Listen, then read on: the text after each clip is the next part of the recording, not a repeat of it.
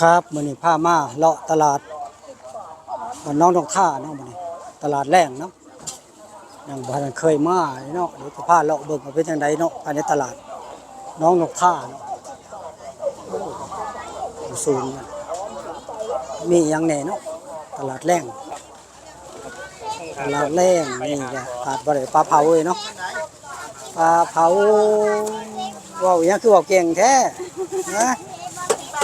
เว้าหยังเว้าเก่งขนาดเนาะโตน้อยๆนี่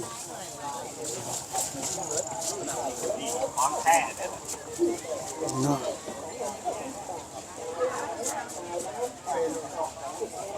ไก่สดโอ้อันนี้ย่างใส่ย่างไอ้ตัวนี้ใส่ย่างหน่อยเนาะย่างใหม่ๆเลยนี่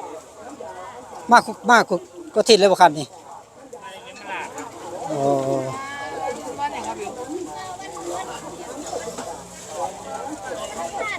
มันข้านบ่สองวันติโอ้เนาะใส่ย่างนี่เนาะกล่องละ50 บาทเพิ่นว่ามา2 วันอังคารกับศุกร์เนาะนี่มื้อแรกบ้านน้องนกท่าเนาะตลาดแรกน้องนกท่าใส่ย่างเบิ่งแล้วก็เป็นตาแซ่บเนาะไปมาก็ลองแวะมาเบิ่งเด้อครับเด้อ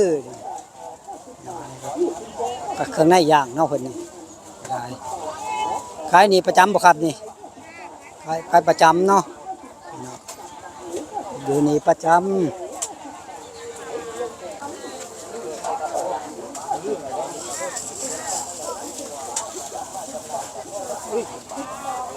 นี่ก็นิ่มมันจับอยู่ไข่น้ำไข่มดแดงกับไข่มดแดงโอ้ไข่มดแดงเป็นไข่สวรรค์ใส่ไข่มดแดงนี่บ่ไข่มดแดงบ่นี่โอ้มันคืออ้อยดีแท้นี่ไข่มดแดงลูกค้าบ่ฮู้เลยนี่เนาะคือบ่สวยเหมือนนั่นแหละบ่โซ่แน่เนาะลูกค้ามาสิเห็นแนวนี้อ๋อเพิ่นกำลังมาฮอดนี่เนาะไข่มดแดงนี่เนาะก็สวยอยู่นะวันนี้มีแต่ไข่ใหญ่ๆวันอังคารน่ะใหญ่ไข่มดแดงก็ยังมีอยู่เนาะ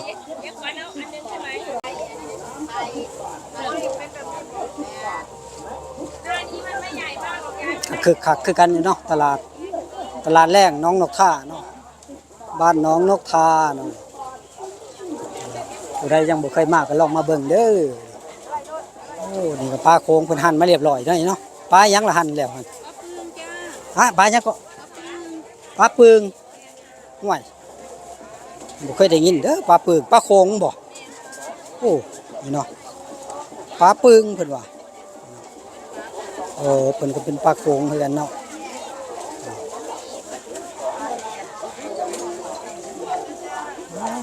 ใสๆวุ่นเยลลี่เนาะว้าวผิดเยลลี่หลากหลายสีเนาะเป็นตากินขนาด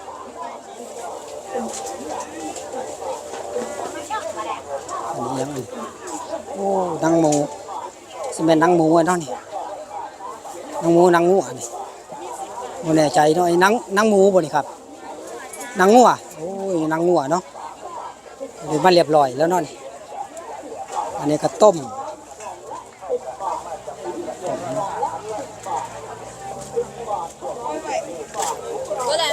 นี่ก็ขาหมูคุณเคยไปหัวหน้าอยู่บ่นี่เคยไปหัวหน้าอยู่แม่นบ่เจ้าเดียวกันโอ้เจ้าเดียวกันอ๋อไปเจออยู่หัวหน้าอยู่เนาะขาหมูเป็นตาอร่อยเนาะหมูพะโล้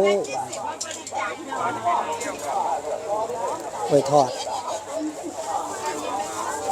อดขายดีจนใส่ถุงน้ำบวัดบไหว้เลยนี่เนาะกล้วยทอดขนมปิ้งก็มีเนาะห่อจักบาทละนี่จอ10 บาทห่อบักใหญ่เลยหน่อยเนาะ10 บาทกินได้อยู่2 คนกินคนเดียวบ่เบิดมันใหญ่หลายกระเทียมดองก็มีเนาะขายดีจนลูกค้ายืนรอเลยนี่เต็มเลยนี่เขาแถวรออยู่เอาเร็วลูกค้ารีบ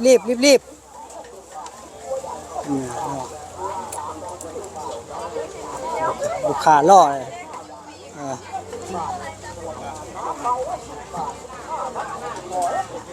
เรียบร้อย ร้อนๆเลยได้50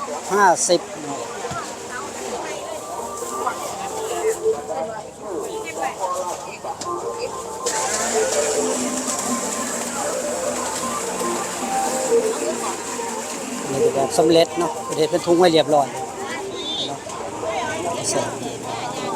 เสร็จเลยนี่ก็ต้มเนาะก็แซ่บขนาดอาหารประเทศเรียบร้อยแล้วไปก็กินได้เลยเนาะยังอ่ะยังไอ้ลาบเท่าบ่นี่ฮะลาบพักกันจองแนวใดเนาะพักกันจองบ่แกงหน่อไม้เนาะนี่แกงเห็ดบางนี่เนาะซื้อไปแล้วกินได้เลยบ่ต้องไปเฮ็ดมันยากเนาะแบบสำเร็จก็มีเนาะครับเนาะตลาดแรงบ้านน้องนกท่าเนาะพาท่านผู้ชมมาเลาะเบิ่งไก่ไม่มีกระดูกไก่บ่มีกระดูกนี่ลองกองก็มีเนาะ2.50 โลแสดงว่าโล25เนาะ4 โลหลอดเงาะเมื่อวานไปสอบเมื่อวานเนาะนี่น้ำนมจีนเนาะได้สอบนมจีนกันนี่แหละครับผมอยากได้ซิมเลยครับผม โอ้ยบอกคักเนาะบ่ขาดให้ซิมได้ว่าซั่นสิซิมแนวใดล่ะบาดนี้โอ้ยเนาะนี่เนาะครับเนาะอาหารทะเลเพิ่นก็มีมาขายเนาะประจำเนาะกุ้งปลาหมึกหอยแครงเนาะปล่อยเลยเด้อนี่เนาะคนไทยต้องกินเองเพราะว่า ขายน้ำกินน้ำเนาะ10 บาทเนาะ กันละ10 บาท 10 บาท10 บาท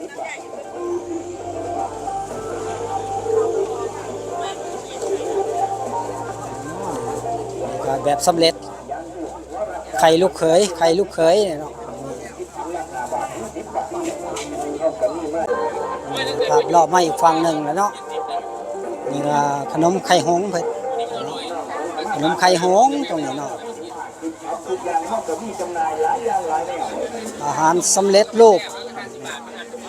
อาหารแบบบ้านๆเฮาหน่อยนี่แกงเห็ดมั่งนี่เนาะต้มเนื้อบ่ว่าเป็นเห็ดต้มเนื้อเนาะต้มเรียบร้อยเอ้ากินอย่างเดียวไม่ขายเลยนะเรียกลูกค้าหน่อยเร็วเรียกลูกค้าหน่อยกินอย่างเดียวเลยไม่ค่าน้อย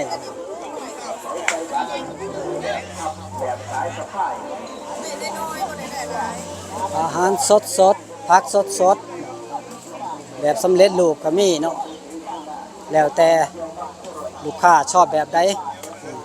นี่ก็สิ้นหลอด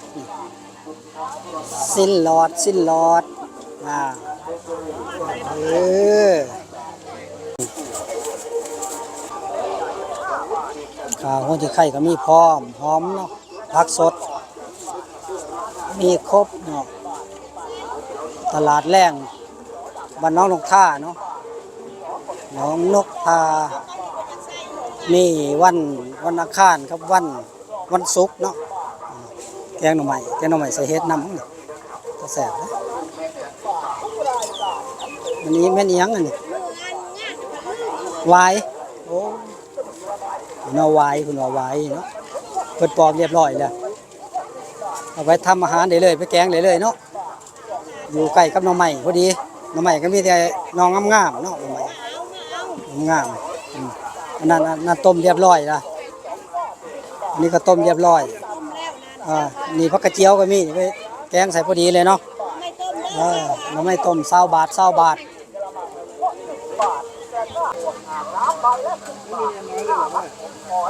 ดูให้ดี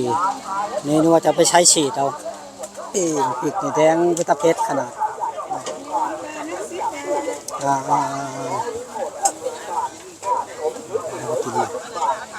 ไปกินกับยังเนาะแกงหน่อไม้บ่แกงหน่อไม้เนาะตำหูเข้ากันอยู่บ่ โอ้พักอิหยังก็เพิ่นเอิ้นโอ้นี่บอกเพิ่นว่าพักกันจองหั่น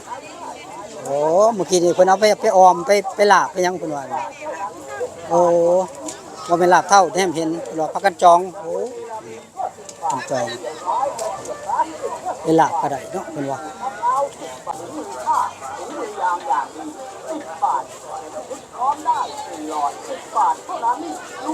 หมูกระทะโอ้เปิดขายเป็นโลเลยเนาะหมูกระทะก็จะเรียบร้อยแล้วเนาะ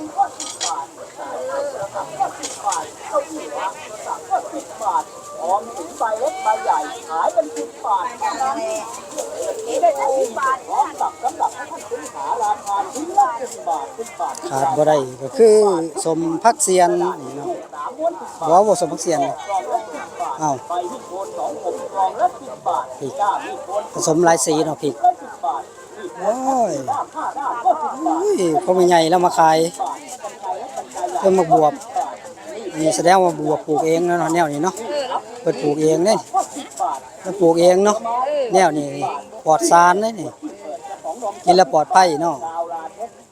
ขาดบ่ได้ก็คือแกนคูนแล้วเนาะเราขาดบ่ได้เป็นไม้ยังแล้วไม่ใหญ่นี่ไม้ยังก็ทางเลือดแล้วไปเฮ็ดหยังโอ้โอ้ไม้พางพุ่นว่าคือกันบ่นี่โอ้นี่เบี้ยมันบ่นี่ไม้พางหัวน้อยเนาะต้มกินแก้เลือดแก้ล่มบ่โอ้หน่อยเนาะโอ้เนาะออกไขมันออกจากเลือดเป็นว่าเนาะแผนโบราณเนาะจากแผนโบราณผักบ่งก็งามๆเนาะบักแตงบักยังแม่เฮ็ดคอนเฮ็ดนางฟ้าขาวๆงามๆเลยแกงปลาสลิดตากแห้ง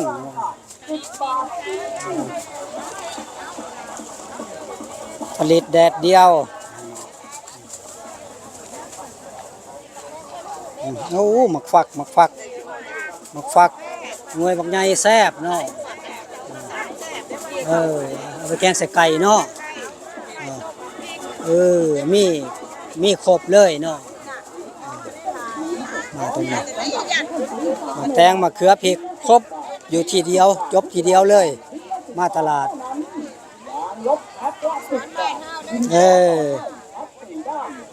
ของสวนเอารีบแจกรีบแถมได้ผลสิตกเลยเด้ มาสื่อเด้อเพิ่นกำลังสิแถมนี่ฝนสิตกแล้วนี่เนาะหมอกสิดาบานบ่นี่เอาปลายังมาคือไปอยู่ในปลายังปลาตะเพียนตัวใหญ่เนาะนี่ก็ห้อยจุ๊บนี่ห้อยจุ๊บห้อยสลีเนาะเนาะห้อยสลีสีทองเนาะเอ้าปลาโขงนี่นี่ปลาโขงเราบ่มีก็มีกันเนาะปลายังอันนี้ปลายังก่อนปลายางจำก็ได้นั่นปลายางก็มีอยู่เนาะ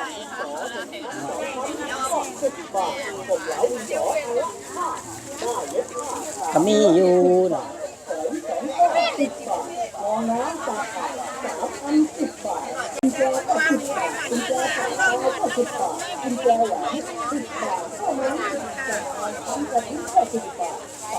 อันนี้ประเภทสมเนาะสมพักอีหยังอันนี้ไหลบัวจ้าไหลบัวกินนี่เลยบ่นี่โอ้ไหลบัวเนาะโอเคครับผมโอ้จ้าไข่หมูแดงนั่นย่างไปเบิ่งไข่ไม่ย่อยเนี่ยเรื่องนี่ไข่เป็ดอ้าวสิเบิดแล้วตัวนี้ใกล้แล้วเนาะขายดีเลยฝนก็สิมาละฝนน่ะทุเรียนหมอนทองโลละ100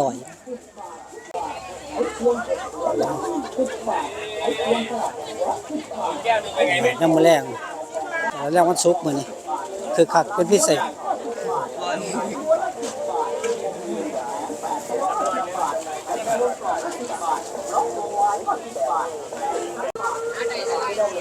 ครับนี่ก็คือบรรยากาศตลาดแรง